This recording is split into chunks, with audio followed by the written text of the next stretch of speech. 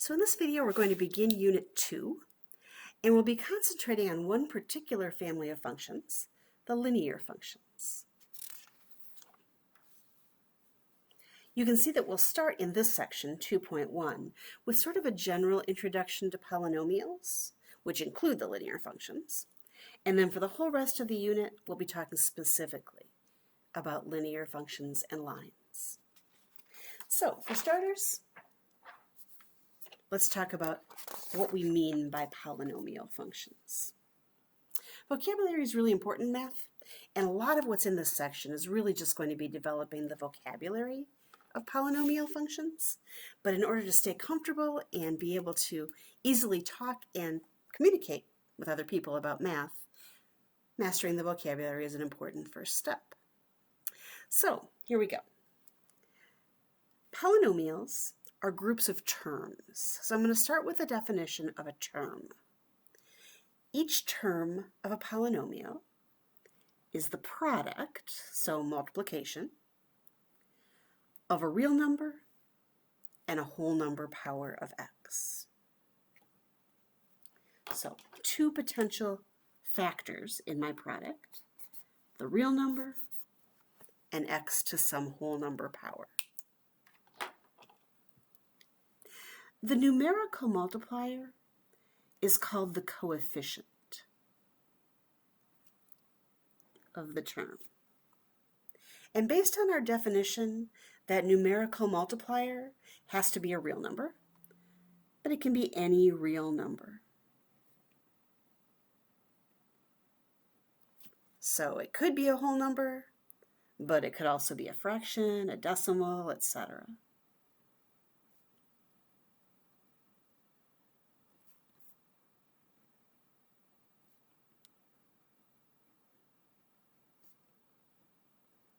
Sorry, my camera's lagging just a little bit. So my coefficient, my numerical multiplier, can be any real number. It can be fractions, can be decimals, can be whole numbers, and so on. All right, the power of x is called the degree of the term.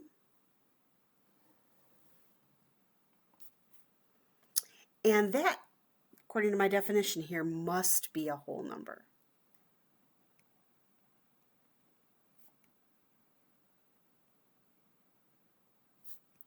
So it can only be 0, 1, 2, 3, and so on. Has to be a whole number.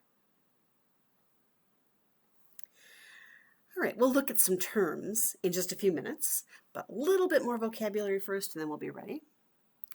Oftentimes, we name our polynomials based on how many terms they have.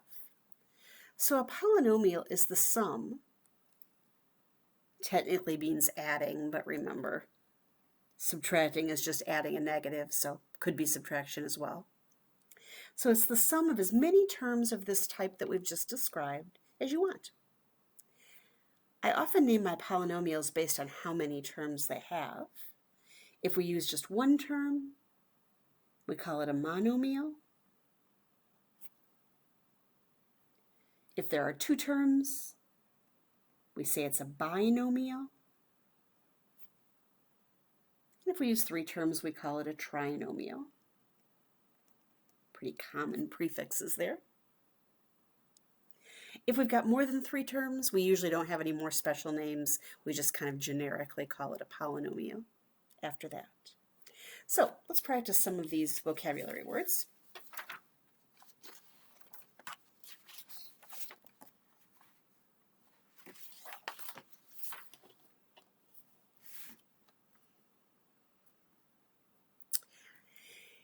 Here is an example. Oops, gotta move my camera up a little bit. There we go. Here's an example of a polynomial function. F of x equals 5x cubed minus 8x. And I first of all want to say, is there a special name that would apply? Now I'm seeing two terms here. My terms are separated by addition and subtraction. And because there are two terms, we call it a binomial. I'm going to list my terms down here. My first term is the 5x to the third. And in the second term, you actually bring the sign with it. So it's actually negative 8x. All right. The coefficient of each term is the numerical multiplier. So the 5 would be the coefficient of that term, and the negative 8, the coefficient of that term. The degree, remember, was the power of x. So my first term has power 3, so the degree is 3. Now what about that second term? There's no exponent written up there, but there is an x, so it has to have some power. When the power is not written, it's really automatically a 1, right? We just have one factor of x there. So I would say the degree of that term is 1. Try analyzing the polynomial in example 2. Take a moment, see if you can give it a name, list the terms, coefficients, and degrees. I'll give you a moment of silence to do that.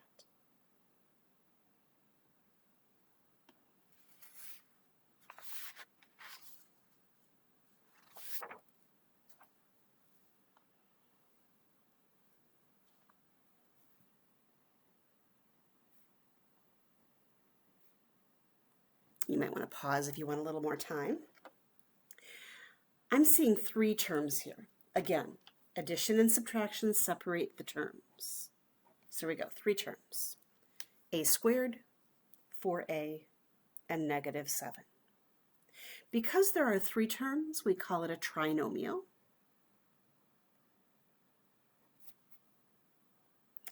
And the coefficients, this a squared is really a 1a squared, so it would have a coefficient of 1. The 4a, coefficient of 4. And the negative 7 really only has the numerical piece, so negative 7. The degree of each term is really the exponent.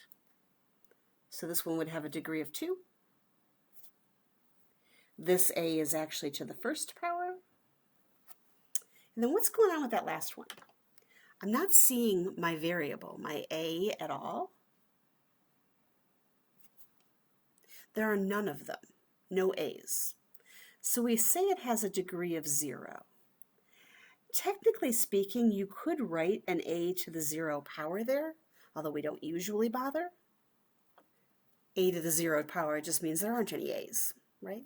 A to the 0 power is technically 1. All right, so that's a bit of vocabulary there. Let's practice that vocabulary in a slightly different way. In example 3, we want to write a monomial function, r of t, and we're told it has to have degree 3 and leading coefficient 6. So the name of it is r of t. Notice that I'm being told my input variable has to be t. It's just a monomial, so it's just one term.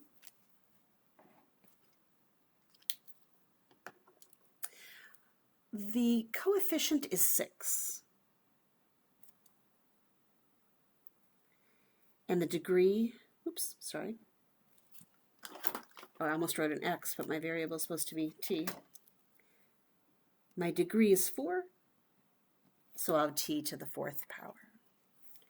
So 6 t to the 4th power is that function r of t that has been described there. In example 4, we want a binomial function p of n. Now it said binomial, so I know it's going to have 2 terms. Added or subtracted, either way. And my only clue here is the degree of each term has to be at least 5. So my powers have to be 5 or bigger. Let's start with 6, my variable is n to the 7th power. Notice I picked a power that was at least 5. And either add or subtract, I'm going to go with subtract 2n to the 6th power. Again, I picked a power that was 5 or bigger.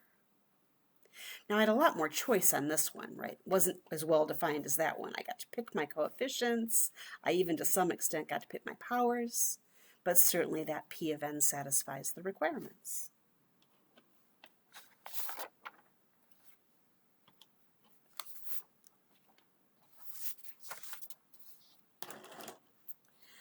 All right, a little bit more vocabulary for us here.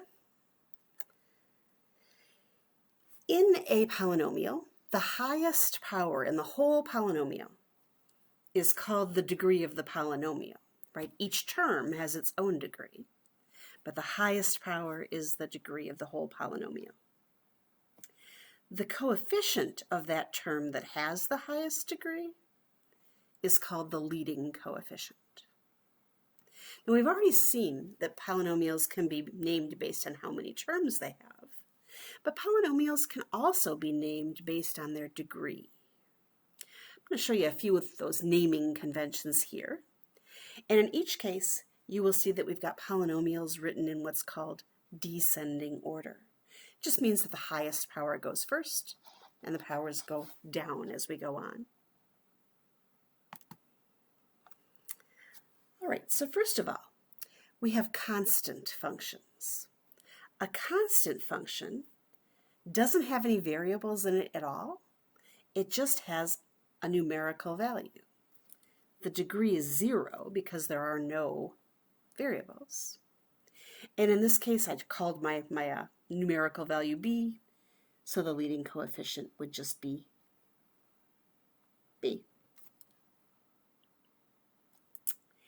In a linear function, we have x to the first power as our highest degree. And here's an example. F of x might look like something times x, ax, plus another value b. And notice here, my leading coefficient, the multiplier of the highest powered term, is a. In a quadratic function, we have to have an x squared as our highest power, so it's degree 2. And notice the way I've got this written, the leading coefficient is still a. A cubic function is what you get when the third power is the highest power. And again, the way I have this written, the leading coefficient is still a. And then the last one with a special name, the quartic function, is when the fourth power is the highest power. And again, in this case, my leading coefficient is still a. All right, let's look at some specific examples of these. I've got a function g of x, given here is 4x squared plus 9 minus x cubed. I'd like to start by writing that in descending order. So I need to start with the highest powered term, which would be the negative x cubed. The next highest power is a positive 4x squared. Notice I had to put the plus in there to create a new term. And then the lowest powered term would just be the plus 9. So I've written this now in descending order. The degree of the entire polynomial, the highest power in it, is 3. And the leading coefficient, the multiplier of that highest powered term, is actually negative 1 here. All right, I'd like to give 2 names for this. One based on how many terms it has, and one based on its degree. There are 3 terms, so I could call it a trinomial. And because the highest power is 3, I could also call it cubic.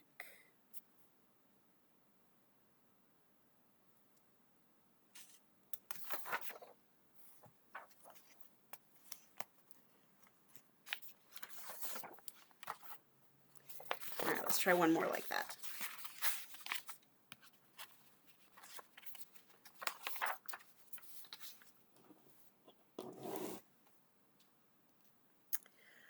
Another polynomial, h of t. And again, I want to start by writing it in descending order. By the way, if you want to pause and try this one on your own first so you can check it, I think it's a great idea. I'll give you a moment if you'd like to pause it. All right, so descending order, highest power would be the fourth power. So I'm going to start with the 2t to the fourth. Next highest power would be the plus t cubed. Next highest would be the minus 5t squared. And then the lowest power in this one is the plus 6t. So the degree of this polynomial, the highest power is 4. And the coefficient of that term, 2, is my leading coefficient. Let's give just one name that could be applied to this. Because there are 4 terms, we don't have a special name based on how many terms there are, but based on the degree, we can call it a quartic polynomial.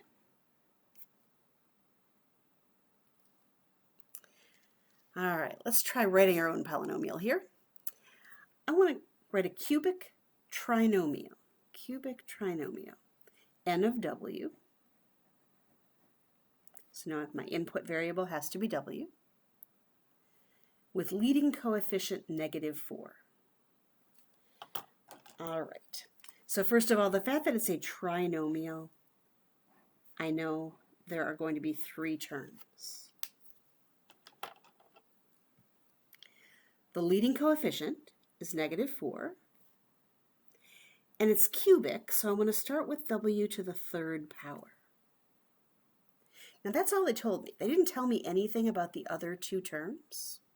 So as long as I fill things in descending order, don't go any higher than a 3rd power, I'll be okay.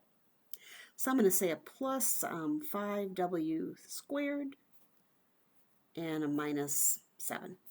I'm going to choose a constant term for my last term. I could have made that a 7w, that would have been fine. But I just don't want to go any higher than the 3rd power. Otherwise, I won't have a cubic polynomial anymore.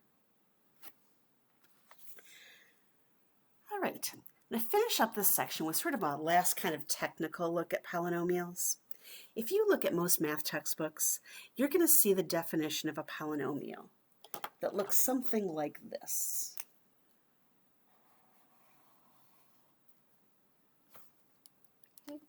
Kind of looks like a big mess, but I want to point out that it's really nothing more than what we've been doing. They've written their highest degreed term last, and they're working their way backwards to the smallest term. This is the constant term. 1st power, 2nd power, 3rd power, up to the highest degree that they're going to use, n. And then these little a's with the subscripts on them, those are their real numbers. Those are their coefficients.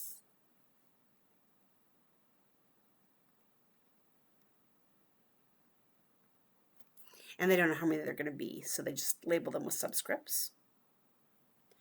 The leading coefficient can't be 0. I'm so sorry, that's a typo. That should say a sub n can't be 0, my fault. And n, the degree, has to be a positive integer. It's the same definition we're really using, it's just that they put it all together in such a small space that it's a little bit harder to digest. All right, so we are now ready to start our study of the different types of polynomial functions. All the whole rest of Unit 2 will only be talking about constant and linear functions. In Unit 3, we'll talk about quadratic functions, and then finally in Unit 4, we'll deal with the higher order, 4th, 5th, 6th degrees, and so on.